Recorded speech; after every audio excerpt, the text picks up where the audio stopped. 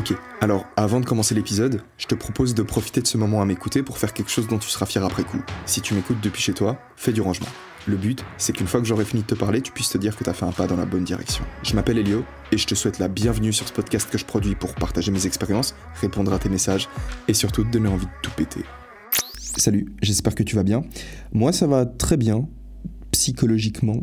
Physiquement, je suis un peu éclaté parce que si tu me suis un petit peu sur YouTube, tu sais que je passe mon temps à manger parce que je fais une série qui s'appelle Fit to Fat dans laquelle je me suis fixé pour objectif de prendre beaucoup de poids. Et ça me fatigue énormément, tu vois, parce que je suis tout le temps en train de manger et du coup de digérer.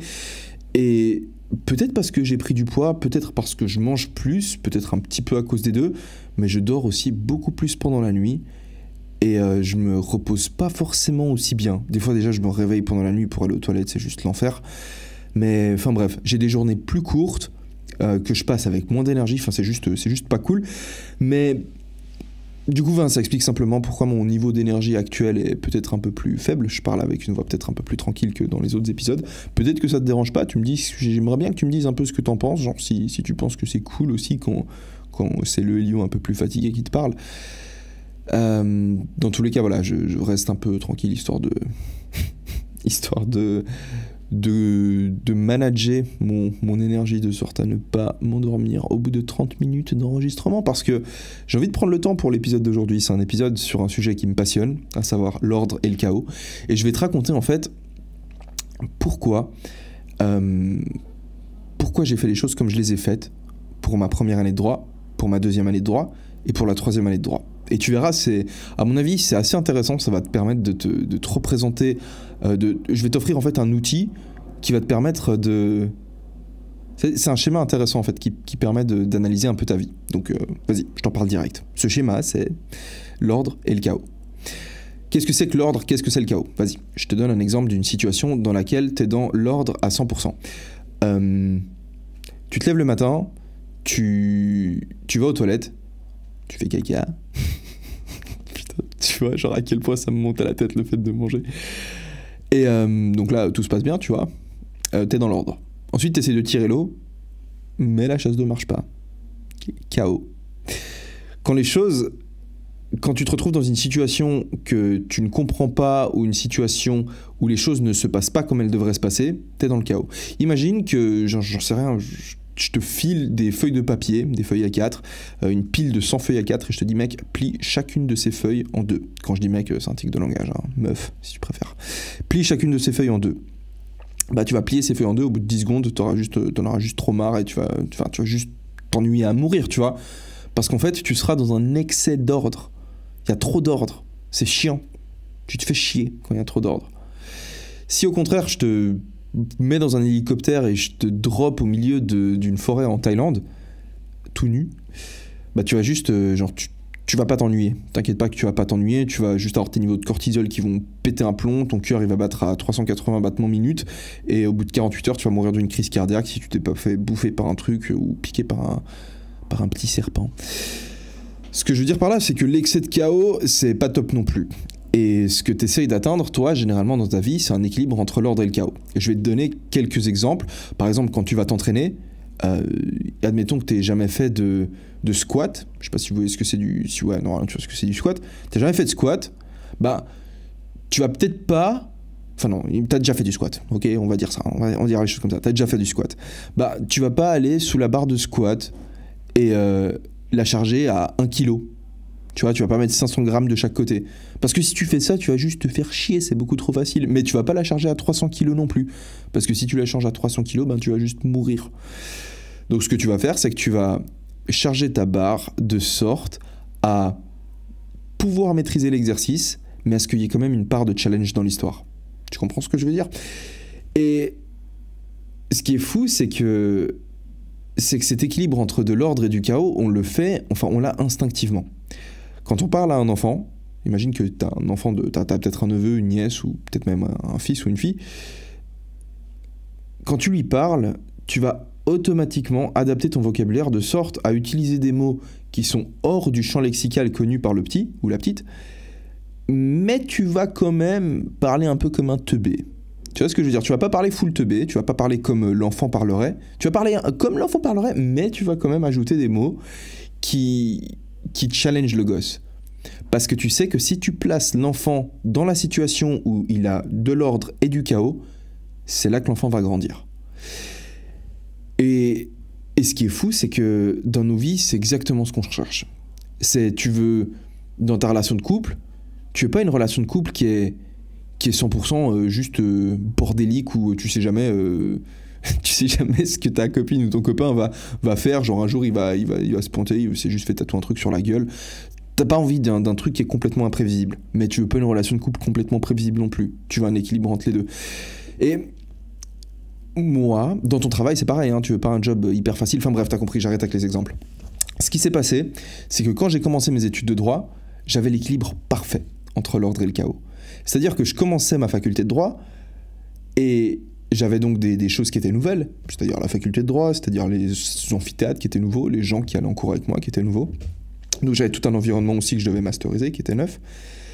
Mais pour masteriser ce chaos, j'ai instauré de l'ordre. C'est-à-dire que je me suis fait des routines.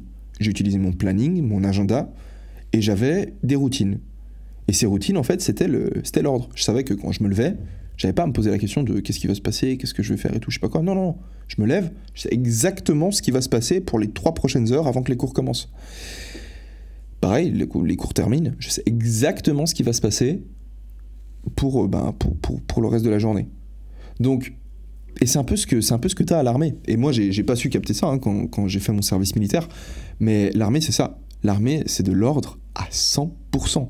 Et pourquoi est-ce que l'armée, c'est de l'ordre à 100%? Pourquoi est-ce qu'à l'armée, on te demande genre de mettre ta putain de petite écuelle genre à 180 degrés de ta gourde quand tu ranges ta chambre? C'est genre juste...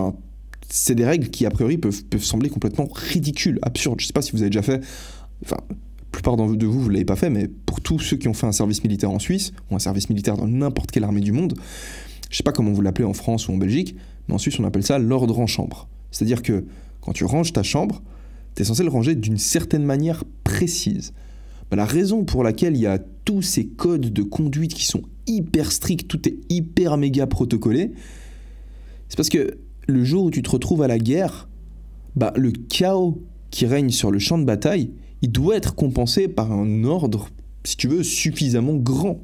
Autrement, tu n'auras plus l'équilibre nécessaire. Si tu es déjà en bordel au moment où tu t'avances pour mener une opération, que tu t'approches de la façade d'un bâtiment et tu sais pas dans quelle poche tu as foutu tes grenades parce que bah, ton capitaine, quand t'a formé, bah, on t'a juste dit bah, YOLO, tu mets dans la poche que tu veux. Et ce jour-là, tu l'as mis dans la mauvaise poche, ou alors tu meurs, et puis ton pote, il veut genre prendre une grenade pour se sauver, ou je sais pas quoi, et puis il sait pas où la trouver. C'est juste horrible, tu vois. Tu peux pas te permettre de ça. C'est pour ça qu'à l'armée, t'as full ordre. Enfin bref. Moi, j'ai commencé cette première année de droit, du coup, j'avais l'équilibre parfait. Donc j'avais l'ordre, qui m'était, j'allais dire providé, qui m'était fourni par mes routines, et j'avais le chaos qui m'était fourni, du coup, par cette nouvelle année que je commençais.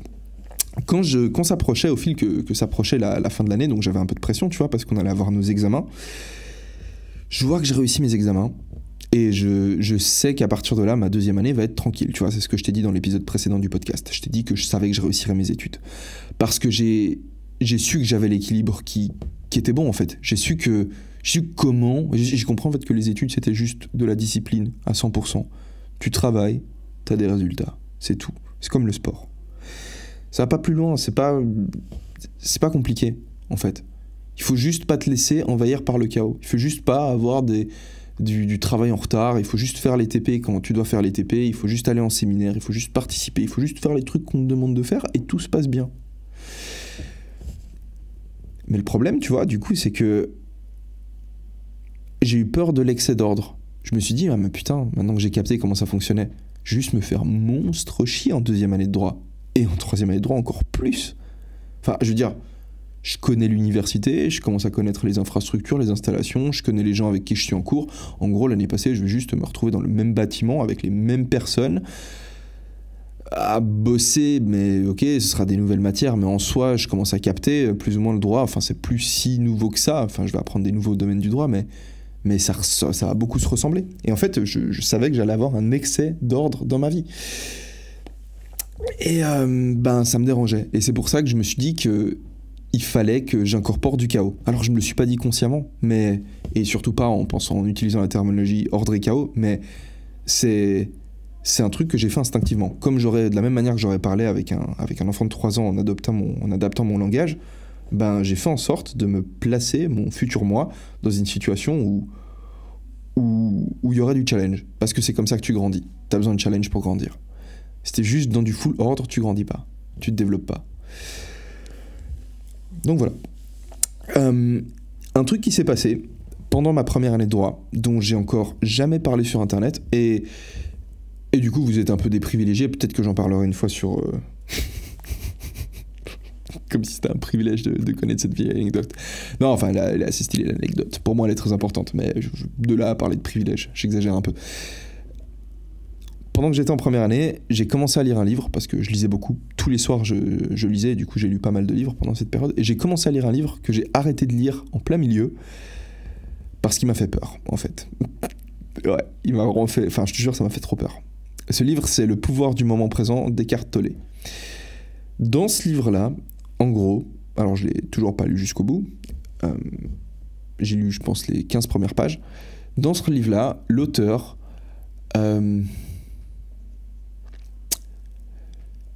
glisse à certains moments entre des paragraphes un espèce de signe. Et il t'explique qu'à chaque fois que tu vas voir ce signe, tu vas devoir te focaliser sur l'instant présent. Et tu vas devoir... sur rien d'autre, en fait. Tu dois juste te concentrer sur le là, maintenant. Qu'est-ce qui est en train de se passer ? Et du coup, tu lis le livre, le mec te parle et tout. Enfin, le mec te parle, enfin, du coup, tu lis. Ouais, je l'ai pas écouté en audio pour une fois, enfin, je le lisais vraiment.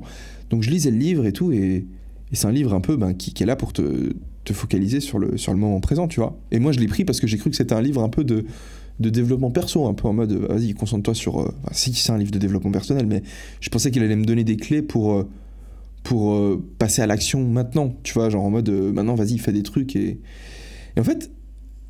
Je crois que la première fois du coup que je me retrouve face à cette espèce de signe qui me... Enfin, du coup, à la vue duquel je suis censé me concentrer sur le moment présent, bah, je me concentre du coup sur le moment présent, je fais ce qui m'a été dit, tu vois, je fais mes devoirs. Et là, je bade. Mais j'étais sobre, hein, tu vois, genre c'était une période où je fumais absolument pas.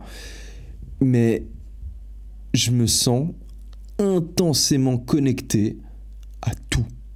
Mais genre à tout, à 100%. Et en fait, c'était une expérience spirituelle très profonde. J'ai levé les yeux, je regardais autour de moi, et c'est comme si tout était calme, parfait, à sa place, que les bords de chaque objet étaient nets, que c'est très dur de décrire cette sensation, mais il manquait rien. En fait, il manquait absolument rien. Tout était ok. Et c'était magnifique. C'était magnifique comme moment. Et je peux pas t'expliquer comment ça se fait que j'ai pu vivre un truc pareil. Et à ce moment-là, je ferme le livre et je suis juste en méga bad, tu vois. Genre, je suis dans ma chambre en train de regarder ce qu'il y a autour de moi. J'avais écrit une constitution, tu vois. Donc, je me souviens de moi en train de regarder ma constitution, en train de regarder le morceau de bois qui était derrière, juste à côté. Je tourne ma tête, je regarde à ma droite, je vois mon bureau, je vois des plantes, je vois un miroir et genre je suis juste complètement absorbé dans l'instant et je pense à rien d'autre et c'est juste... Enfin bref, c'était juste dingue, genre je peux pas te l'expliquer. Et d'ailleurs, en reparlant plus tard, j'en ai reparlé avec mon pote, Max, avec lequel j'ai fait un podcast, en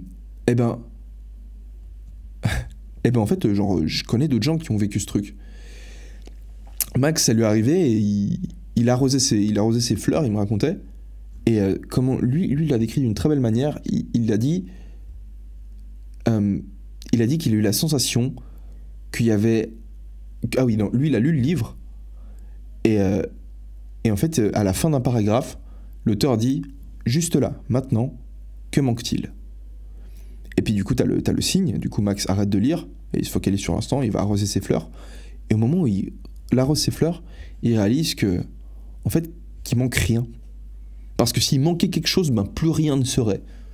Enfin, c'est trop bizarre de te l'expliquer, je te jure, parce que genre j'ai eu ces instants de, je sais pas comment on pourrait le dire, de connexion à l'univers au moment présent.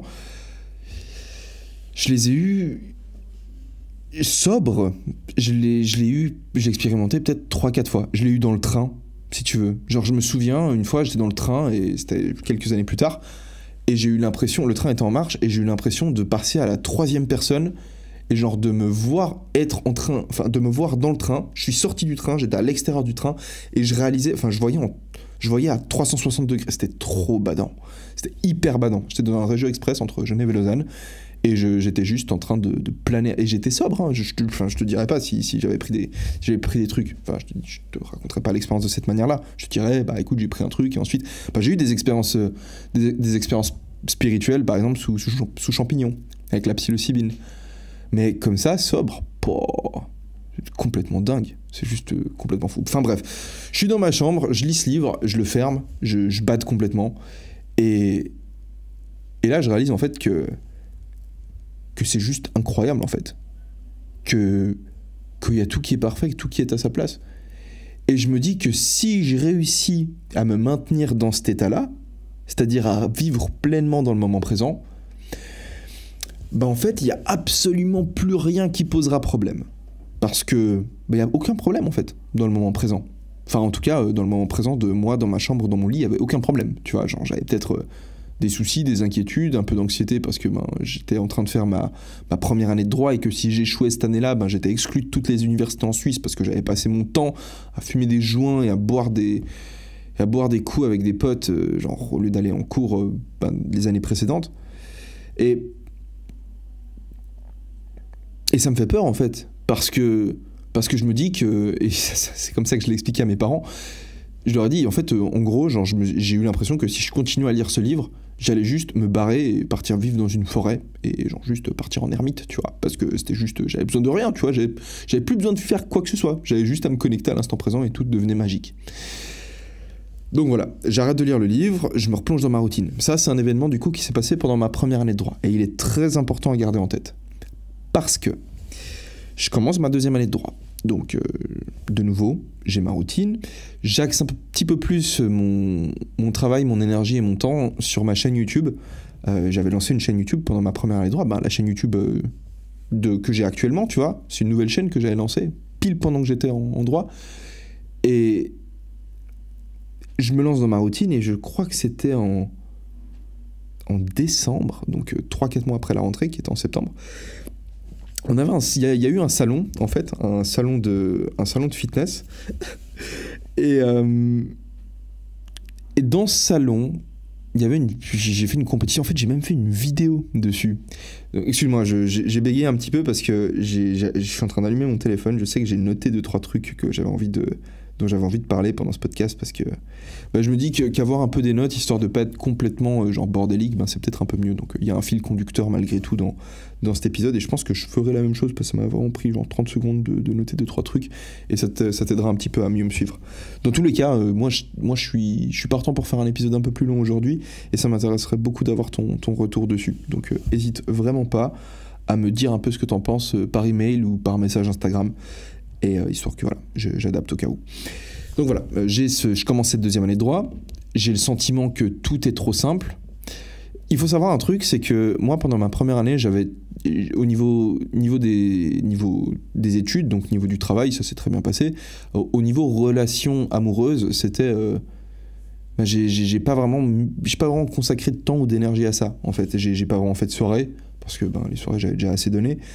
J'étais aussi profondément dégoûté de l'amour en fait parce que j'avais été super amoureux d'une fille, j'avais une relation de 2 ans et demi, 3 ans avec du coup ma première copine et j'avais juste avec le temps réalisé que j'étais plus amoureux d'elle, tu vois, enfin que je ressentais plus en tout cas l'amour passionnel comme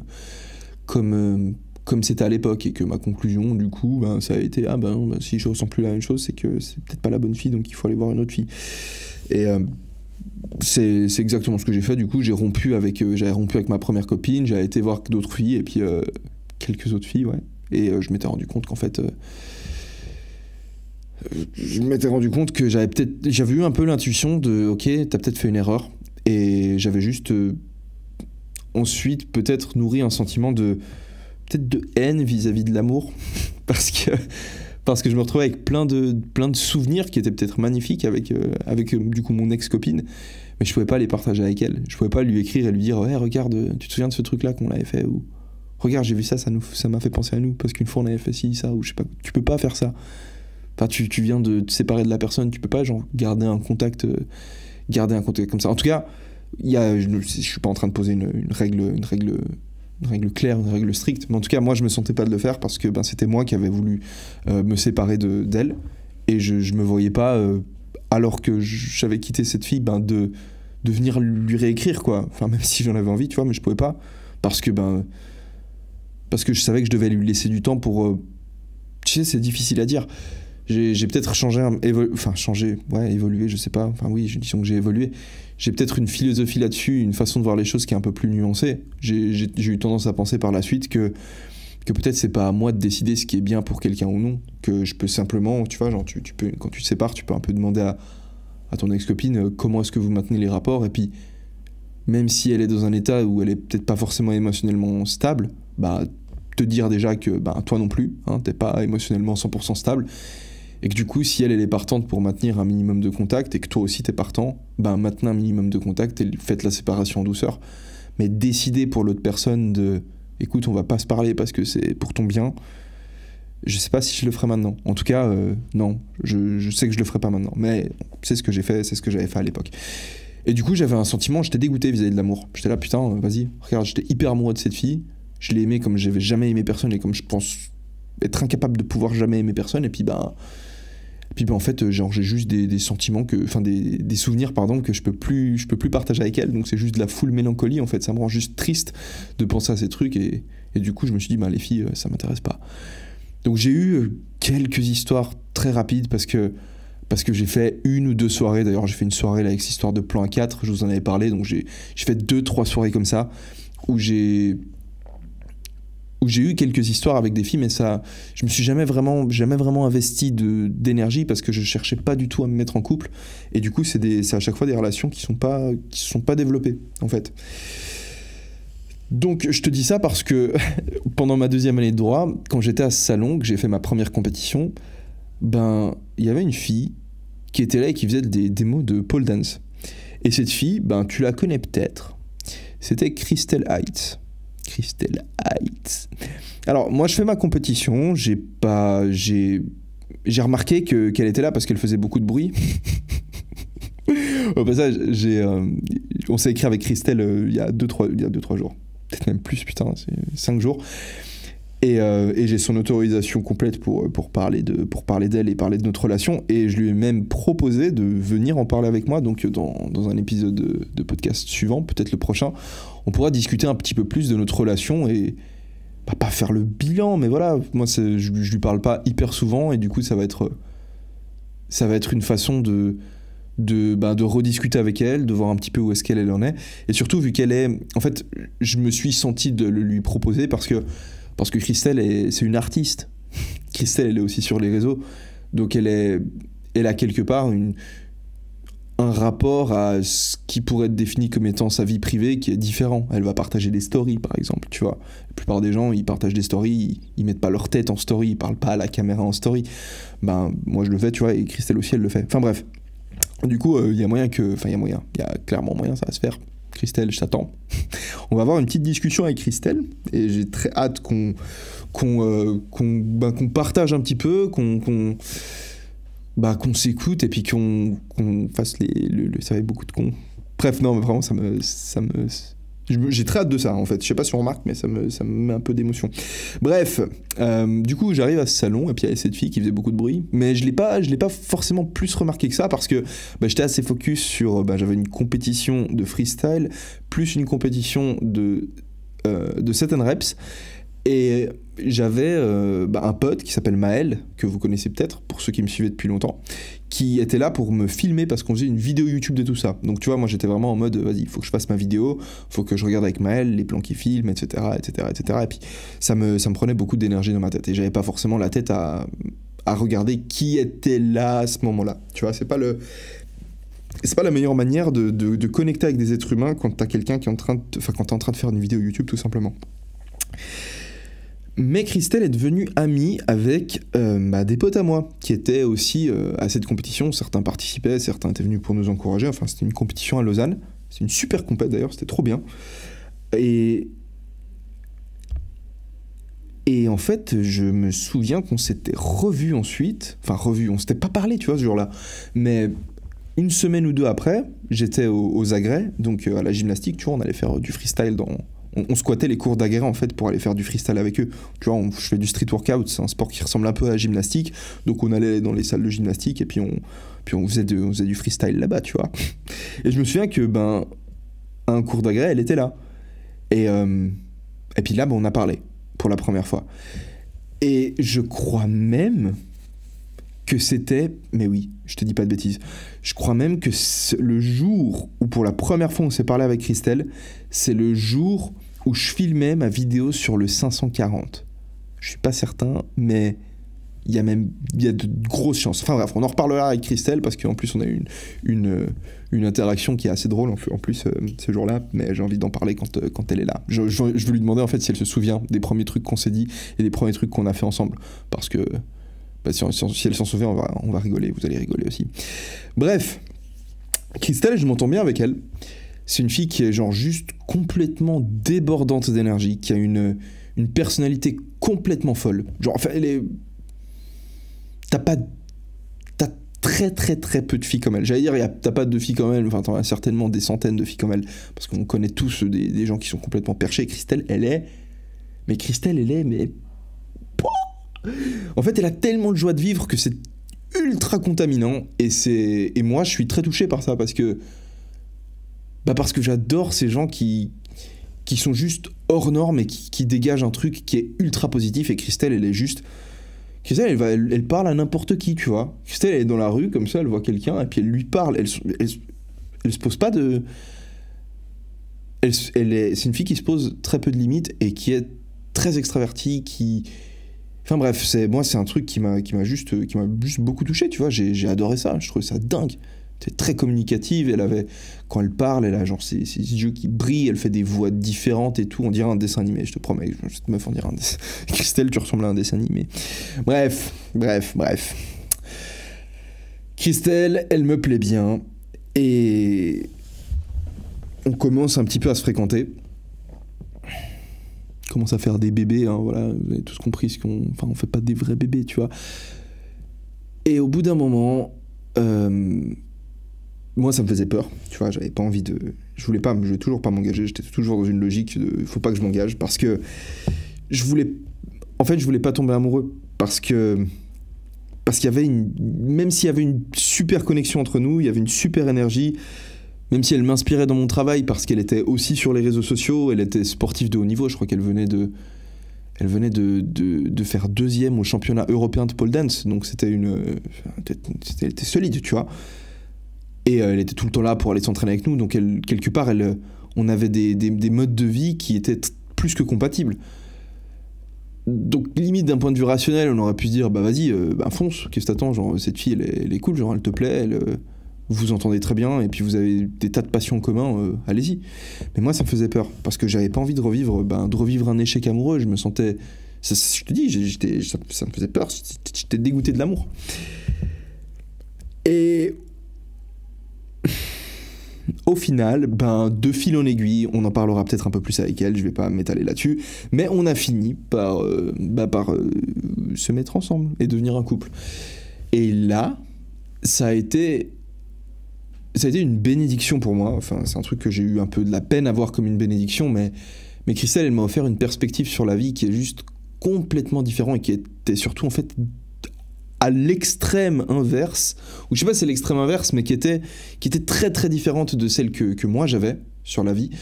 C'est-à-dire que Christelle, elle était très impliquée elle était très immergée dans, tu vois, elle faisait du yoga, elle faisait de la méditation, de la souplesse. Elle était vraiment...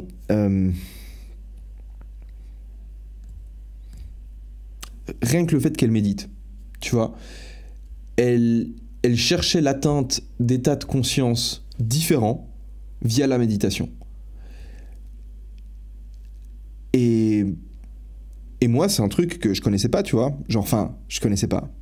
Petite subtilité, c'est pour ça que je t'ai parlé avant de mon expérience un peu tripée avec ce livre où j'ai commencé à mater ma chambre comme un junkie. Comme un junkie. Bref, comme un mec complètement perché. Mais je connaissais un petit peu cet univers-là, mais du coup, un tout petit peu, mais j'étais pas du tout familier avec.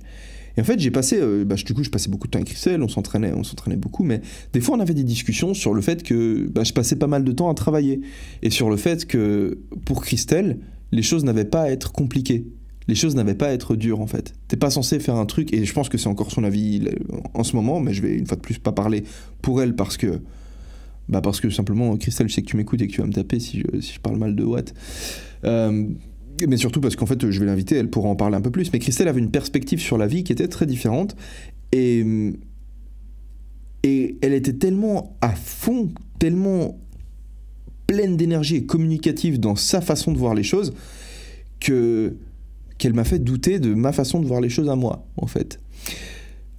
Typiquement, pour te le dire très simple, moi j'étais dans une optique de je sacrifie le présent pour avoir un avantage dans le futur, que ce soit à travers le sport, que ce soit à travers les études. La raison pour laquelle je fais des études, c'est pourquoi pourquoi est-ce que je reste à la bibliothèque jusqu'à 10h du soir, pourquoi est-ce que je me lève à 5h du matin?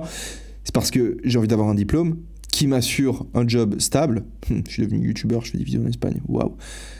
Mais c'est ça la raison pour laquelle en fait je faisais des études. Donc j'étais quelque part en train de... Alors le sacrifice du présent, il n'est pas censé être nécessairement douloureux et insupportable, tu vois, mais n'empêche que j'étais pas en train de chercher le plaisir là maintenant tout de suite, j'étais en train de travailler. Et le travail, c'est ça. Le travail, c'est le sacrifice du présent pour un avantage dans le futur. Ça veut pas dire que tu peux pas kiffer ton taf, mais fondamentalement, si je te paye pas pour ton travail, tu vas pas travailler. Si t'as pas un truc dans le futur, un avantage dans le futur que tu vas pouvoir toucher à l'issue de ton travail, tu vas pas travailler. Parce que le but du travail, tu travailles pour quelque chose toujours. Bref, si tu travailles, c'est pour un avantage dans le futur. Et moi, c'est comme ça que je voyais la chose. Et Christelle, elle la voyait différemment. Christelle, elle disait, maintenant, le présent, tu le sacrifies pas forcément. Le présent, tu peux vivre dedans, tu peux méditer, tu peux juste être en contemplation. Alors, une fois de plus, je la laisserai un peu plus elle-même développer sa philosophie parce que ça date un petit peu aussi, tu vois. C'était en quelle année ? Christelle, on s'est connus en 2016, je crois, 2016 ou peut-être 2017. Bon, on est en 2021, donc ça fait 4 ans, tu vois. Ça fait 3 ans, du coup, 2 ans, je pense qu'on s'est séparés, 2 ans et demi qu'on s'est séparés. Enfin, voilà. Quoi qu'il en soit, elle avait une façon très différente de voir la vie. Et moi, vu que j'avais déjà eu cette expérience dans ma chambre, je savais que c'était possible. Je savais que tu pouvais être immergé dans le présent et juste kiffer à 100%. Et donc, ça m'a juste complètement déstabilisé, en fait. Mais pas tout de suite. Parce que tant que j'étais à Lausanne, tant que j'étais en train de faire ma 2e année de droit, donc on s'est mis en couple pendant ma 2e année de droit, ça allait. J'étais encore dans un environnement relativement connu. Mais pour ma 3e année, je suis parti à l'université de Zurich, comme tu le sais. Et ce qui s'est passé, c'est que Christelle a fait le choix de venir à Zurich avec moi. C'est-à-dire que, Christelle, c'est quelqu'un qui... Elle a beaucoup d'énergie, elle croit en sa capacité à rebondir, elle n'a pas peur de vivre des aventures, et elle s'est dit, tu sais quoi, vas-y, je viens à Zurich avec toi. Et du coup, elle a quitté son job, et elle est venue emménager dans un appartement avec moi à Zurich. Elle a recommencé un nouveau job, on pourra reparler un petit peu de tout ça avec elle si elle le souhaite. Et on s'est retrouvés, Christelle et moi, dans une ville qu'on connaissait pas, avec des gens qui parlaient une langue qu'on comprenait pas, parce qu'à Zurich, les gens ne parlent même pas allemand, ils parlent suisse-allemand. Donc laisse tomber pour comprendre du suisse-allemand. Encore t'apprends de l'allemand à l'école, mais du suisse-allemand, c'est impossible de comprendre ça. Et là-dedans, ça a été... Enfin, pour moi, ça a été un excès de chaos, en fait. Juste Zurich, en fait. Genre juste Zurich en soi. J'avais plus aucun repère. J'étais dans une nouvelle université, je connaissais pas les gens avec qui j'étais, c'était une nouvelle langue, une nouvelle ville, c'était une nouvelle façon de fonctionner, donc l'université était juste différente, et puis tu bossais pas tes cours de la même manière, les exigences pour les examens n'étaient pas les mêmes, les conditions n'étaient pas les mêmes, t'avais pas le droit d'annoter tes codes, tu vois, t'avais des façons de fonctionner différemment avec les textes légaux, et c'était juste... j'avais plus aucun repère, à part Christelle, que du coup je connaissais, mais ça a été, je me suis retrouvé dans une phase où j'étais dans un excès d'ordre, dans un excès de chaos, pardon, et il a fallu, et c'est ce que j'ai appris à faire du coup dès mes premières semaines d'arrivée à Zurich, il a fallu peu à peu incorporer de l'ordre dedans. C'est-à-dire apprendre déjà, genre où est-ce que tu vas faire tes courses. Ok, capter où est le supermarché le plus proche, t'arrives là-bas, bon, la chance c'était toujours en Suisse, donc je connaissais les produits. Ah non, je crois que je connaissais pas les produits parce que c'était une... Bref, on s'en fout. Tu vois, non, mais tu vois ce que je veux dire. En fait, tu prends tes marques petit à petit. Donc, dès que tu comprends, tu connais ton appart. Ensuite, un jour, tu fais la connaissance d'un de tes voisins. Et du coup, tu as un petit peu plus d'ordre parce que tu sais qui habite en face de chez toi. C'est plus juste une porte avec un inconnu. Enfin, tu vois ce que je veux dire. Donc, petit à petit, tu commences à masteriser ton territoire. Et je propose que gentiment, je m'arrête là. Je sais pas si je sais pas. En fait, je sais pas si je continue parce que je me dis que la suite de l'épisode. En fait, je pense que je vais continuer à parler de... Je pense que je vais continuer et je vais te raconter jusqu'à la fin de mon année à Zurich. Je vais te raconter comment j'ai fait toute mon année à Zurich et je m'arrêterai là.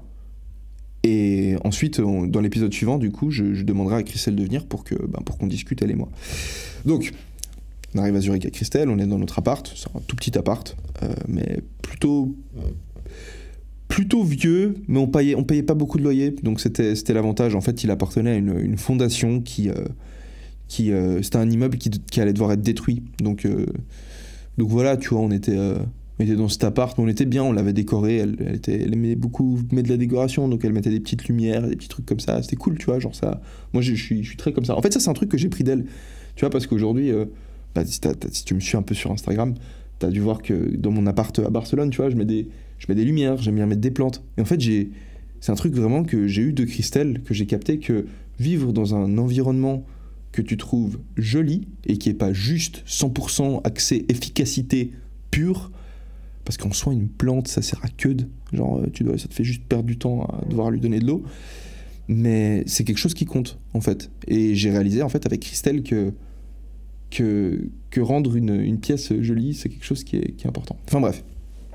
On prend nos marques petit à petit avec Christelle et avec l'approche des examens, on traverse globalement une période de crise à la suite de laquelle, de nouveau, peut-être que j'en parlerai un petit peu avec Christelle, vu que là ça nous concerne un peu les deux, tu vois.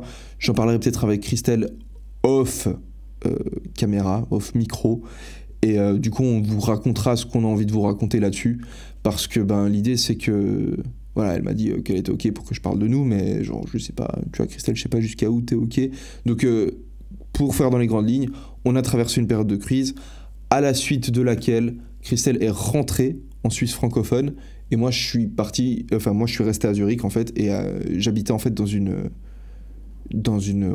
l'ordre, si tu veux. Je suis parti d'abord vivre dans une résidence. En fait, l'appartement dans lequel on vivait appartenait à un mec qui a une fondation, comme je l'ai dit, et le mec de cette fondation, en fait, avait plusieurs appartements à plusieurs endroits, et il avait également des chambres dans différentes résidences étudiantes. Et il y avait une des résidences étudiantes, c'était un immense truc, et il m'avait déjà proposé une chambre là-bas, au moment où je pensais, où je voulais aller vivre à Zurich, où je savais pas encore que Christelle allait aller, mais j'avais refusé de prendre une chambre dans cette résidence, parce qu'en fait, la résidence, c'était un peu...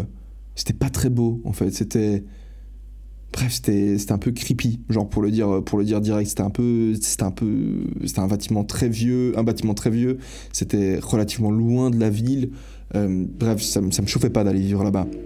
En fait, quand on a traversé cette période compliquée avec Christelle, et que j'ai décidé du coup de partir vivre,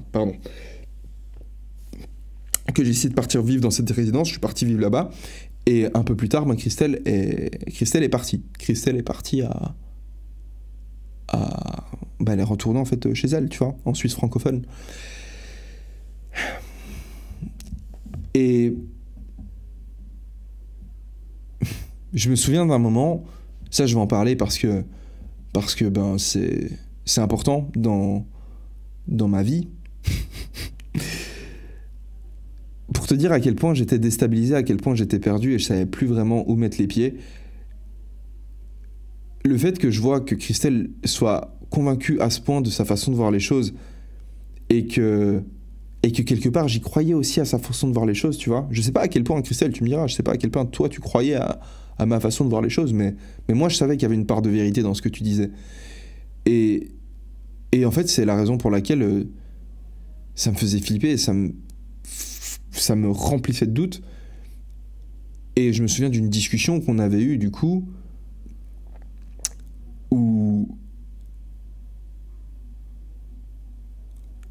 à un moment donné, je t'ai dit un truc du style, ok, tu sais quoi, en soi, genre, je vois les choses de la manière dont je les vois parce que j'ai été éduqué de la manière dont j'ai été éduqué dans l'environnement dans lequel j'ai grandi et ainsi de suite.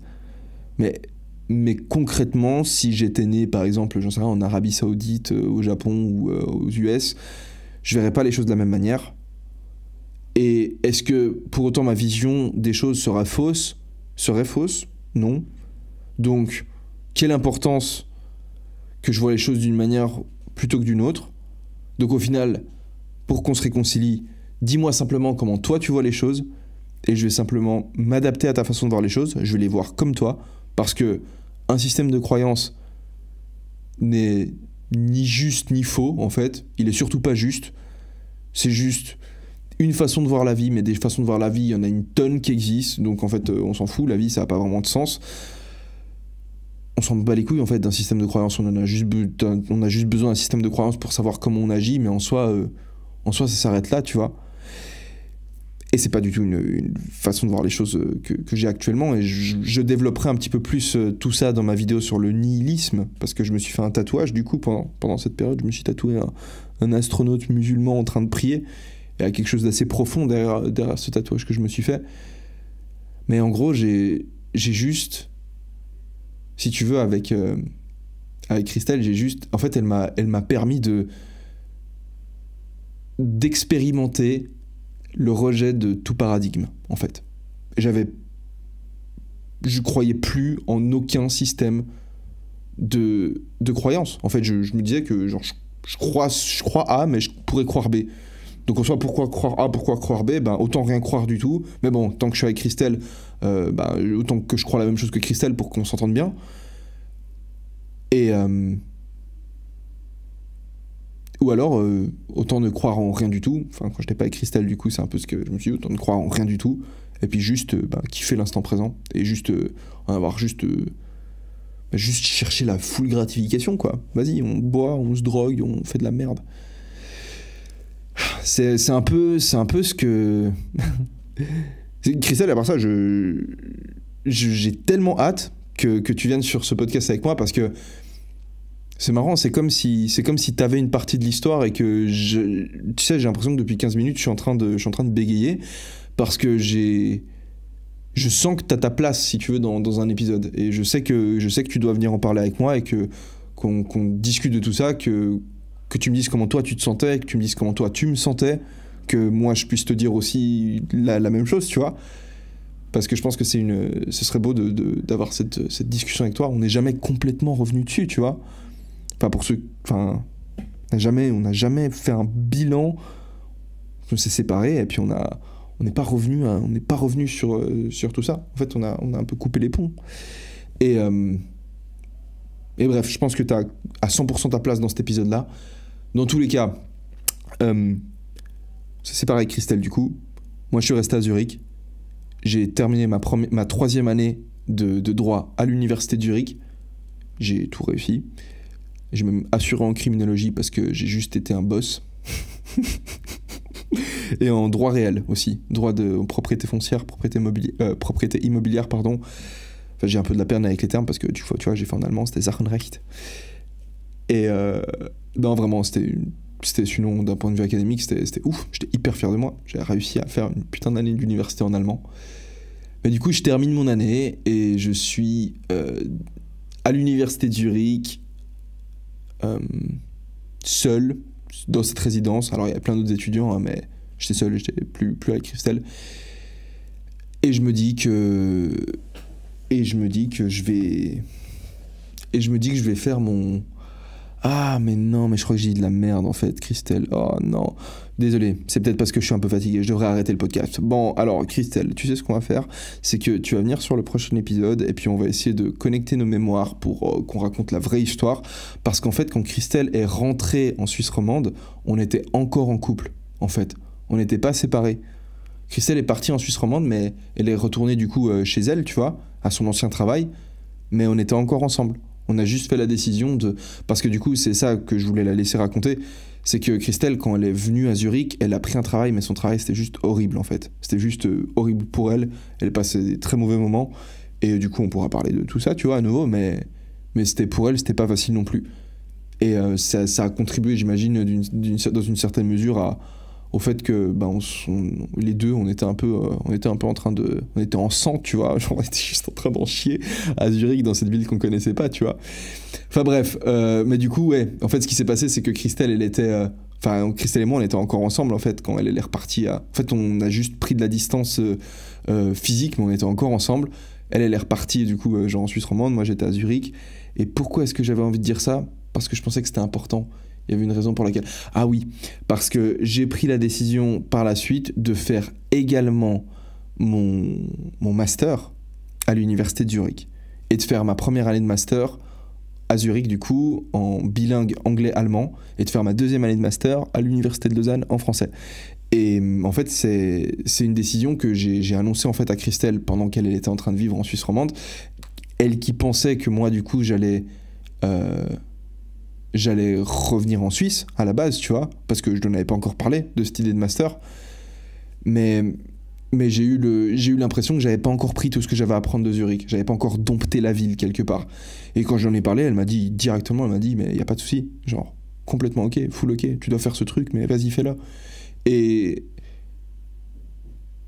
c'est ouf, tu vois, c'est là que moi c'est pour ça que j'ai envie de l'inviter cette fille, parce que je sais que malgré les moments d'intense émotion, malgré des conflits qu'on a pu avoir, parce qu'on n'a pas toujours été d'accord sur tout, je sais que c'est une fille qui sait faire preuve d'énormément de maturité, qui est très mature, qui est très très... Mais en fait, elle est posée dans sa tête. Enfin, elle est posée à la fois complètement tarée. Enfin bref, je vous présenterai Christelle dans le prochain épisode. Moi, je vous laisse. C'était un épisode très long. Dites-moi encore une fois de plus ce que vous en avez pensé. Oubliez pas, si vous voulez me soutenir un petit peu, soutenir le podcast, pardon, vous pouvez aller mettre un gros 5 étoiles et un commentaire en disant « Ouais, l'épisode il est trop stylé » sur Apple Podcast. Je crois que ça peut un peu aider pour le référencement. Vous pouvez aussi faire une photo, mais j'aurais peut-être dû le dire au début, mais du coup faire une photo de votre chambre avant-après, puis le mettre en story et me mentionner, comme ça moi je peux reposter votre story. J'ai vu qu'il y en a certains parmi vous qui m'ont envoyer des photos en message privé sur Instagram. Maintenant, je me sens... C'est pas pareil de screenshot un message privé et de le renvoyer et de le... Comment dire ? De screenshot votre message privé, c'est-à-dire les photos du avant-après que vous m'envoyez en message privé, et de le poster ensuite en story. Ça fait un peu en mode... je sais pas, je suis pas hyper fan du concept. J'ai tout le temps envie de le faire, mais je le fais très rarement, de poster des screens, des messages privés que je reçois. Parce que, si la personne l'a envoyé en message privé, c'est peut-être parce qu'elle avait envie que ce soit privé. Et je sais pas, genre je préfère, si elle met en story, c'est clair, tu vois, genre si tu fais un avant-après de ta chambre en story, au moins les choses sont claires. T'avais pas de problème avec l'idée de partager ce qui s'est passé, et puis moi je le repartage par-dessus, et puis c'est cool. Et en plus de ça, ça me fait de la visibilité. Ah, mais c'est aussi peut-être surtout pour ça, c'est que ça fait de la visibilité pour mon podcast. Si tu mets ça en story et que tu tags mon nom et que tu dis qu'il y a mon podcast, je sais pas quoi, moi je peux te reposter, je peux mettre le lien du podcast, ça me permet d'en parler un peu plus. Évidemment, si les épisodes te plaisent. Dans tous les cas, j'espère que tu auras passé un bon moment, que ton appart, ta chambre ou l'endroit dans lequel tu te trouves est bien rangé. Moi je vais te laisser et je te souhaite une hyper excellente, super journée. Allez, ciao.